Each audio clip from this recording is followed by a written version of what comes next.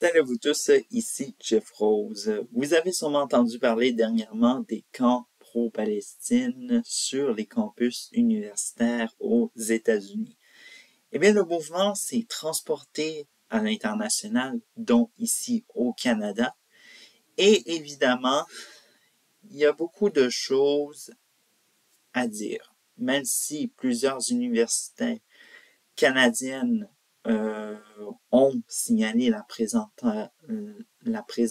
d'un camp, soi-disant, dédié à la cause palestinienne, eh ben, soi-disant-le, c'est McGill qui remporte la palme au niveau du cas de médiatisation, bien sûr, départ du mouvement.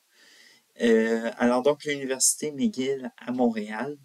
Euh, Beaucoup de choses à dire et évidemment qu'il faut décortiquer. Alors, premièrement, il y a eu ce soi-disant droit à la propriété qui a été euh, évoqué. Alors donc,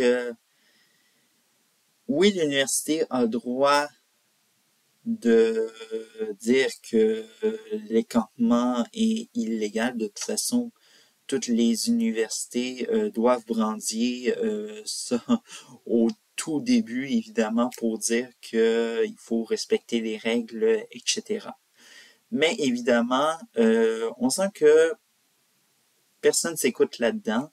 Et évidemment, est-ce que l'université, elle est dans son droit, évidemment? La réponse, c'est oui. Mais un oui, mais. Parce qu'il faut savoir que les deux camps ont des raisons, mais bien différentes. Puis un mais aussi différent.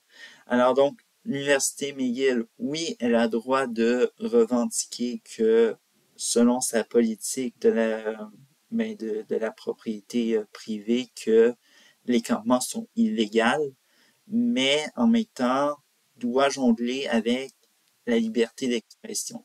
Et ça donne pas raison de plus aux camps, aux manifestants pro-Palestine qui, eux, oui, ont le droit de manifester, exprimer que oui, l'université, avec nuance, financerait le génocide. On va nuancer certains propos parce qu'il peut y avoir des fois de la désinformation là-dedans. Mais les manifestants doivent manifester selon les règlements.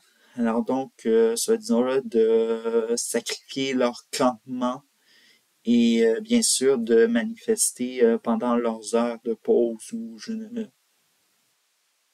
dans un truc de même. Et évidemment, malheureusement aussi, ce qui empêche évidemment et pourquoi le mouvement évidemment se radicalise, grossit évidemment, c'est parce qu'il y a des gens qui ne sont pas associés à l'université McGill. Il y a des universités, autres universités qui viennent grossir les rangs. Vous avez sûrement entendu parler de Ali Salman, qui parle beaucoup dans les médias. Et ce n'est pas un étudiant de l'université McGill, hein, nos idiots utiles de médias qui se prend un peu pour parler à n'importe qui. En effet, viennent de l'université Concordia. Bref, et puis il y a beaucoup d'autres universités. Autre chose, évidemment, il y a des exfiltrés, alors donc des personnes qui ne sont pas des étudiants universitaires, mais qui sont dans des causes un petit peu radicales et puis que malheureusement le service secret canadien et puis la GRC et puis les autres services de sécurité semblent un peu être trop mous pour prendre ça très au sérieux. On a par exemple les antifas, les communistes, même les communistes qui sont présents presque tous les campements d'universités au Canada. Alors, c'est très inquiétant. Alors donc, mais bon, on sent que chez la police, on est trop mou, puis on se balade encore pour savoir quelle bonne technique, sans être violent, qu'on peut faire, évidemment. Bref. L'autre chose, évidemment, qui empêche que le règlement soit respecté, il y a aussi l'ingérence politique. Alors donc, l'ingérence politique s'est faite en deux tons, soit disons-le. Il y a eu le indirect. Alors donc, le gouvernement fédéral de Justin Trudeau, via la Cour suprême du Québec.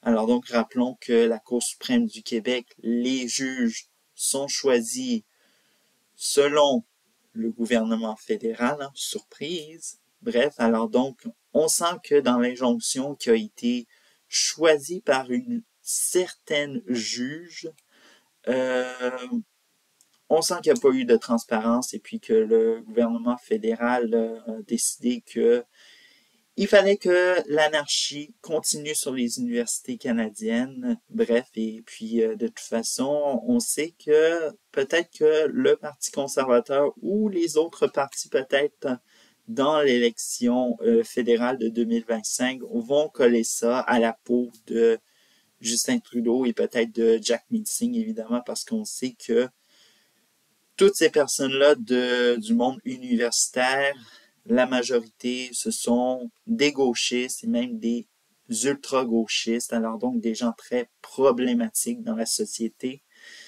Bref. L'autre chose, évidemment, bon, le indirect. Alors donc ça, c'est le gouvernement du Québec qui l'a dit de manière sans aller vers autre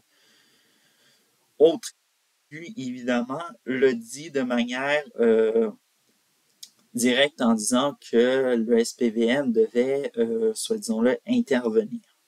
Intervenir, oui, mais évidemment, la police de la ville de Montréal, c'est sous la juridiction de la mairie de Montréal. Alors, bref.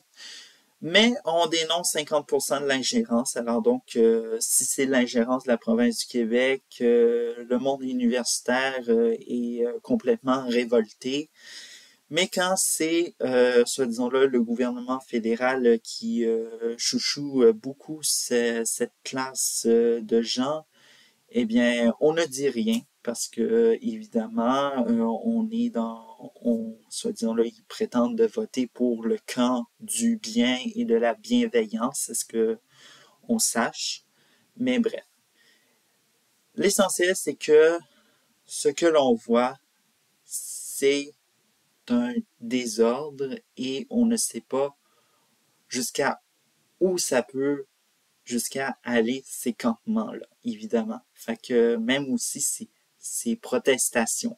Parce que, évidemment, même si c'est terminé du côté des États-Unis, des gros nettoyages de force, les cérémonies de diplôme sont plus à l'abri. Hein. Il y a eu, par exemple, en fin de semaine, l'Université du Michigan qui a été, sa cérémonie de diplôme a été victime d'une interruption de la part de pro-Palestine. Bof. Pas très fort de leur part. Et là, ça force d'autres universités à dire, nous, on prend pas de risques et on annule tout simplement. Fait que, vous voyez à quel point que même si les discussions avancent au Moyen-Orient, rien ne semble arrêter les campements pour l'instant. Et puis bien sûr, voilà. Alors donc, pour tout vous dire, les universités canadiennes, c'est l'anarchie qui règne pour l'instant.